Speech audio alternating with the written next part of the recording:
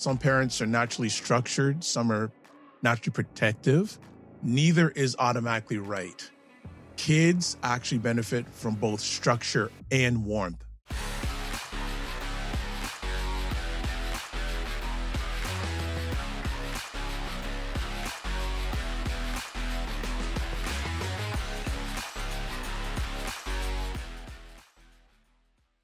Did you know that research shows that parents who disagree about parenting in front of their kids can increase the child's stress and behavior problems?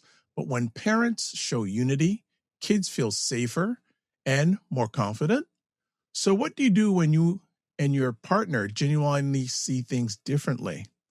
So, let's set the stage. Parenting rarely comes with a perfect agreement.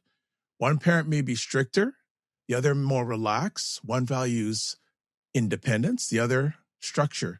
The challenge isn't whether parents disagree, it's whether they can still function as a team. So today we're talking about how dads and partners can build unity even when parenting styles don't match.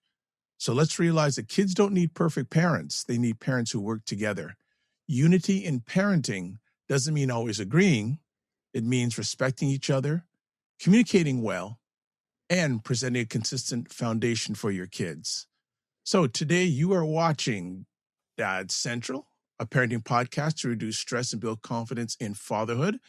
And we're going to be talking about today parenting as a team, how to build unity even when you see things differently. And also our show is sponsored by Dove Men Plus Care. Dove Men Plus Care believes care is the best of a man because when men care for themselves and others, there's a positive impact.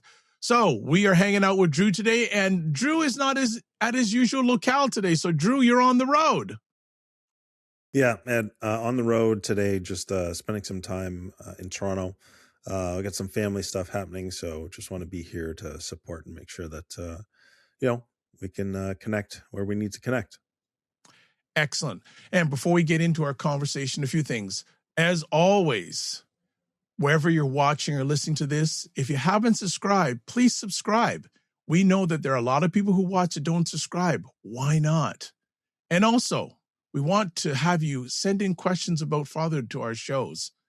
Please email your questions to podcast@dadcentral.ca and we'll answer them live. We're excited to answer them live. So, Drew, parenting as a team, how to build unity even when you see things differently. For those who are watching on video, you see this, but audio, Drew is just shaking his head a little bit. So, Drew, what are your thoughts before we get in on this conversation today?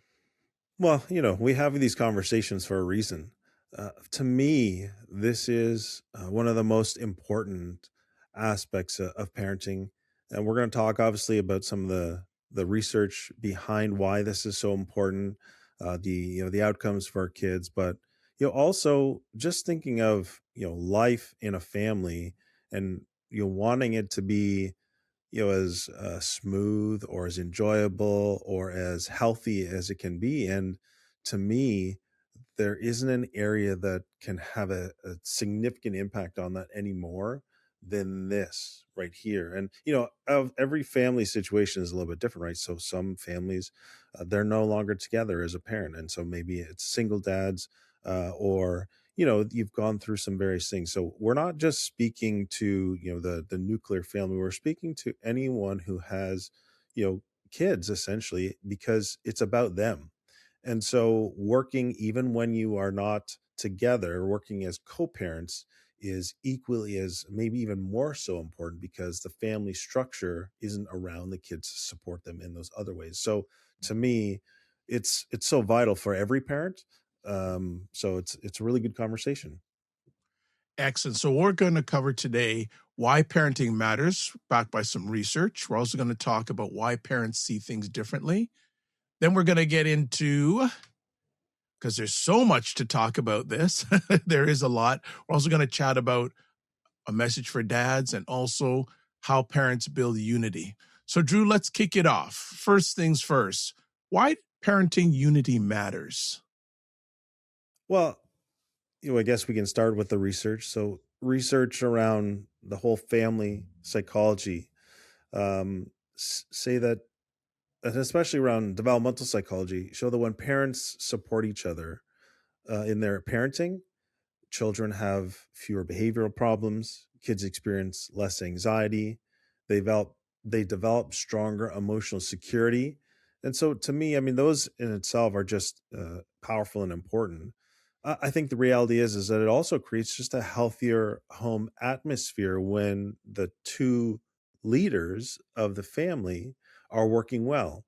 If you extrapolate that to let's say a working situation, if you have, let's say, a leader or two that are, relative similar seniority, but there's a feud between them, what are the ripple effects in the organization and in terms of the morale within the teams, or even the conflicts that even emerge within that unit where it has these two different leaders? And so anywhere you look at it, again, based on a leadership lens, when there isn't unity, there's often more conflict and more stress for everyone around, especially those who are under the leader. So from that perspective, it just makes sense, right? You as parents are responsible for the atmosphere and the leadership of that family and that home.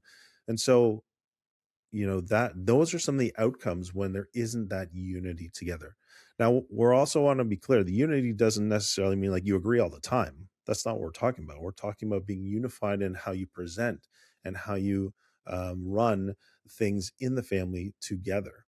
And the reason why is, when parents undermine each other, it's kind of like leaders undermine each other.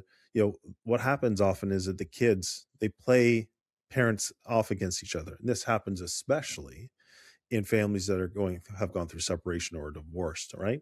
There's multiple homes, multiple people involved, easier to do that. Also, discipline often becomes inconsistent. Oh, I can go to mom and she's going to be one way, and if I go to dad, he's going to be another way. So they'll just kind of play off of each other. Often what happens though is, in between the parents, conflict tends to increase, or sometimes the conflict between a parent and child or children often increases too if you see these types of parents undermining each other.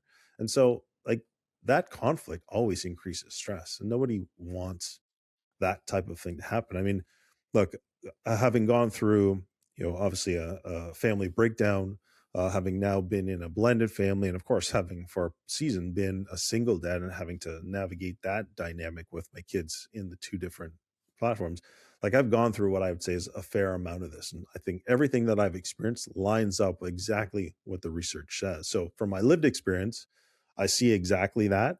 And of course, from the research, it seems pretty clear. But I think an important thing we want to share is that kids don't need parents, as I mentioned before, who always agree.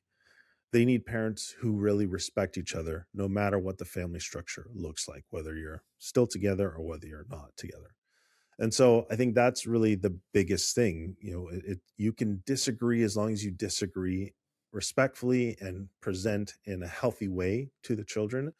That's much better than having open, clear division, which is really unhealthy. And the goal is to try and minimize that as much as possible. Excellent. Let's move to our next point: why parents see things differently. Yeah, I mean, you could probably run a very long list of Yes. why that might be, but we're going Yes. to focus, I guess, on three main areas, the three main differences. And again, I think I've lived this out as well. So, number one is your upbringing. We often parent based on what we've experienced growing up. That's common, makes sense. Like, one parent could be like, look, my parents were strict and I turned out fine. And I think that's one of the things of why it's so important to be strict as well. The other might say, well, I want to be more open and flexible than my parents were. I had really strict parents and I hated it and I always rebelled. And so their goal is to be almost the opposite. Both perspectives really do make sense. It's just a matter of how do you navigate that. But so your upbringing and your differences are a main reason why you'd see things differently, right? Also, there can be what we'll call personality differences. And this, some parents are naturally maybe more structured, maybe more protective, maybe more rule focused, again, probably stemming from your background, whereas others might be more flexible, relationship focused, or more relaxed, right? And you can fill in a much longer list than even those just to know that, hey, there's these differences, right? And so again, some of that just stems from naturally, some is your personality, some of it what you've experienced. So there's, don't have to, the whole point is just to recognize it, right? And so neither one of those is automatically right, and neither one is automatically wrong either. The kids are ultimately the beneficiaries because those are gifts or strengths that each of you may bring. And so you could have a difference of structure and or flexibility while also having some routine. So that's the goal here. So one of the other reasons is you just simply have different personalities. Ed, why don't you hop in and talk about the next one? Yeah. Just wanted to add in regards to personality differences. Some parents are naturally structured, some are naturally protective, others are rule focused, then others are, as Drew said, there's a long list. Some parents are flexible, some are relationship focused, some are more relaxed. Neither is automatically right. Kids actually benefit from both structure and warmth. I want to repeat that. Kids benefit from structure and warmth. So it's really, really important. And then you have stress and fatigue. When parents are tired, overwhelmed, or busy, small differences feel bigger. That amplification, when you're not at your best, you're tired, you're exhausted, the small things become big things. So sometimes the disagreement isn't really about the child, it's about the stress, time pressure, or feeling unsupported. Drew, anything you want to add in regards to what I just shared? I think that aspect of stress and fatigue is very real, especially in today's climate and the stresses that we see externally in our world, but also, internally within our family sometimes, and the challenges of technology and what our children are consuming and their perspectives, and also these expectations that sometimes never really came from us, but they whether we're really falling victim to someone else's idea of what good parenting looks like or what we should be doing. And I think that often plays a lot into that. I have noticed, depending on the nature of the content that Kristen might be consuming on social media, or maybe myself might be consuming, it can somehow shift my perspective. And then it's like, yeah, I think I should be doing that more as a parent. And then I come in, maybe I haven't communicated that to Kristen, and then I just kind of respond, and she might be a little bit blindsided by it. So, being mindful of what influences and with our stress and fatigue are impacting our how we see things in the home and how we then show up. Excellent. All right, let's move to our next segment. And here we go. How parents build unity. And unity is a good thing. So, Drew, let's kick it Yeah, off. let's alternate on this. Okay. I'll Yeah, go give one, yeah, you can give, and we'll just go through. Okay. sure. So we've got four. Then again, the list could be additional, but we're going to talk about these four because we think they're most relevant and valuable. Okay. So number one, I think this is crucial. Have parenting conversations away from the kids. So many times I have witnessed or maybe even been pulled into a parenting conversation relating to parenting decisions that impacts the kids right in front of the kids. And, they're literally, kind of observers in a tennis match, you could say, kind of go back and forth, back and forth. And so that isn't the ideal. I think one of the most important rules you could have for yourself is make sure that you disagree privately. Okay. The reason being is that kids feel secure when parents show respect for each other in front of them. Now, you might argue, Drew, well, can't we disagree respectfully in front of the kids? And I think realistically, that's going to happen. But the goal might be to minimize the times that that does happen. And if there is a disagreement, that obviously is very respectful. And then maybe you can even reconvene at a later time away from the kids and just let the kids know, yeah, we've sorted it out for now, and we'll let you know the update afterwards or something, right? So that is, I think, one of the most important things.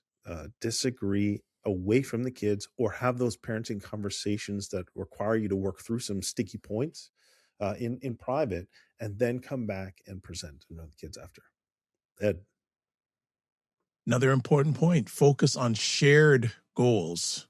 So even if both parents' approaches differ, most parents want the same outcomes. I believe that they want kind kids, they want responsible kids, they want confident kids, and they want safe kids.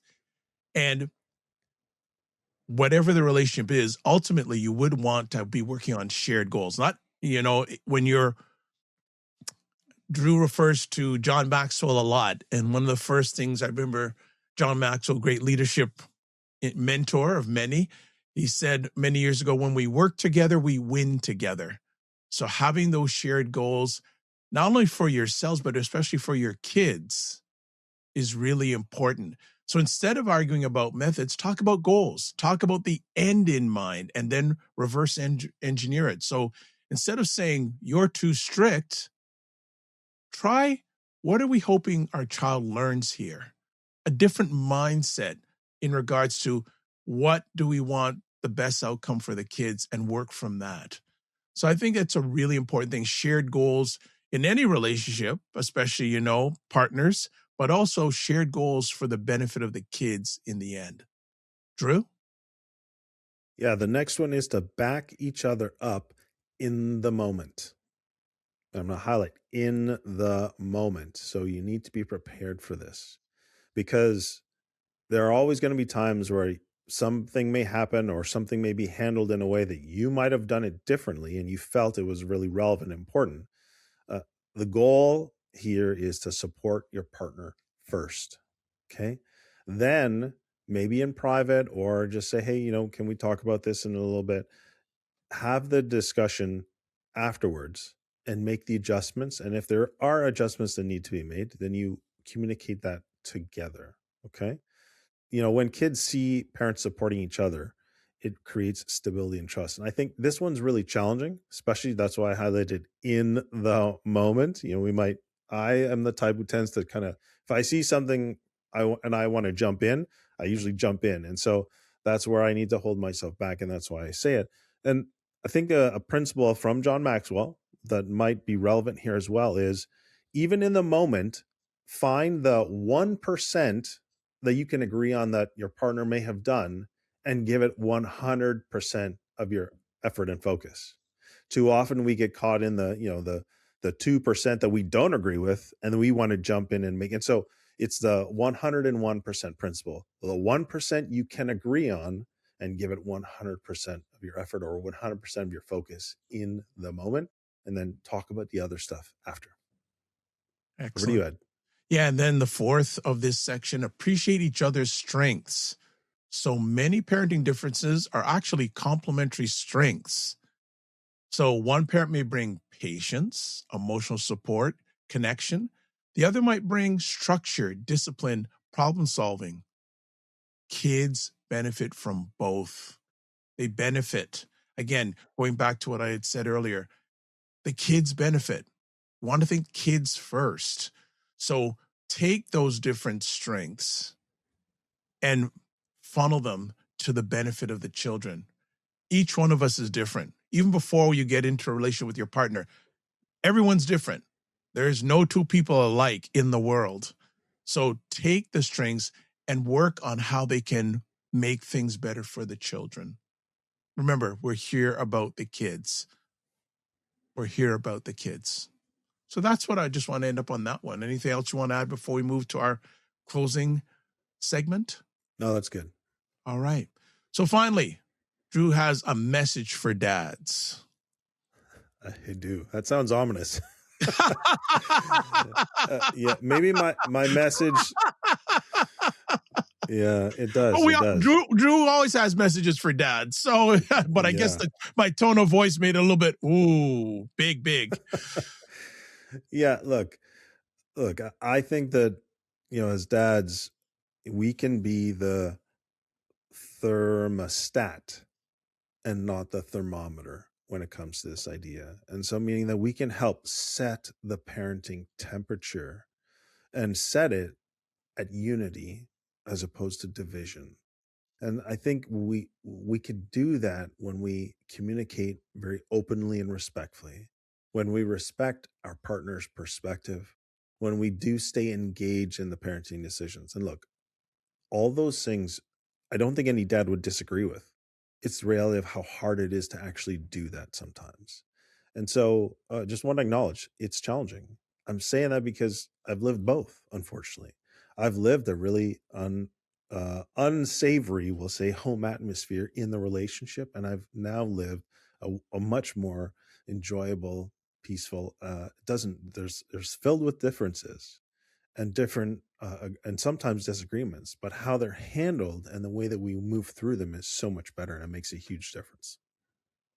Excellent. Good stuff. And Drew said there, unfortunately, I think it is fortunate because he has the lived experience to not only make himself and his family better, but a whole pile of dads, fathers, and male caregivers better also. Well, So if I can say this, Ed, my hope for anyone listening would be that you don't have to go through that. So true, learn from my mistakes. And true. yes, fortunately that I can share Yes, from a lived place to say, here's what I would guide you to differently. 100%. All right. We covered today why parenting unity matters, and we backed it up with some research. We talked about why parents see things differently. Then we hit on how parents build unity, and then we close it off with a message for dads from Drew. So, key takeaways today: disagreements about parenting are normal and expected. And what matters most is how parents handle these disagreements. And then kids feel safest when parents show respect and support for each other. And then finally, parenting unity doesn't require identical styles, just shared purpose. So, as we close off today, I have a call to action for everyone's listening. If you and your partner sometimes see parenting differently, you're not alone. But the good news is that unity is something you can build. Start with one conversation this week about the kind of family you want to create together. So, as always, I want to say thank you so much, everyone, for taking the most important thing, your time, to hang out with us today. As always, don't just manage your time, manage your energy, and we'll chat with you soon. Be well.